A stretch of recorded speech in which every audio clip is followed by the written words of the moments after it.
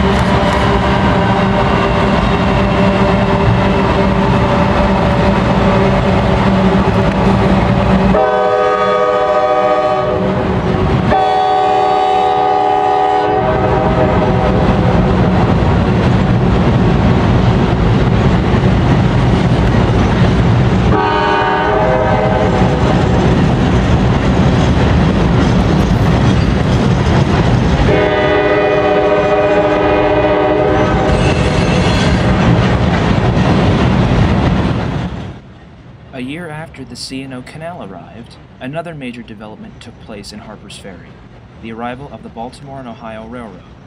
The importance of the B&O's arrival was quite clear in 1859, when abolitionist John Brown seized the Army arsenal in the town in order to capture arms that he would use to free the slaves of the Deep South. Even though this raid was a failure, it sent the United States into civil war.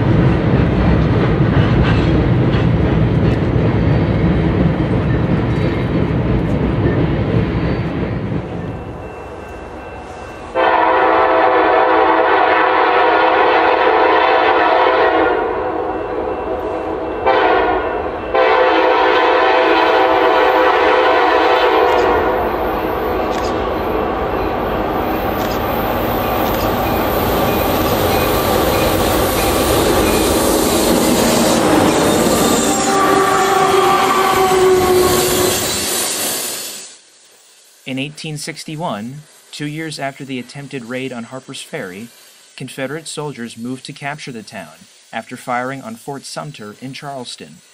These soldiers knew that with control of the ferry, they could control the B&O Railroad, one of the 3 most important east-west corridors during that time.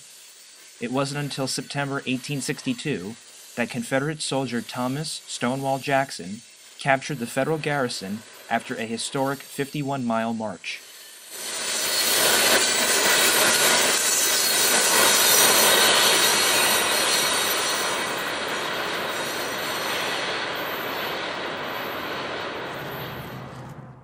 A westbound manifest crosses the Potomac River Bridge, seen from the ruins of St. John's Episcopal Church. Built in 1852, it served as a hospital and barracks during the Civil War, when it suffered considerable damage. It was rebuilt afterward, but abandoned in 1895, when a new Episcopal church was built in the upper portion of the town.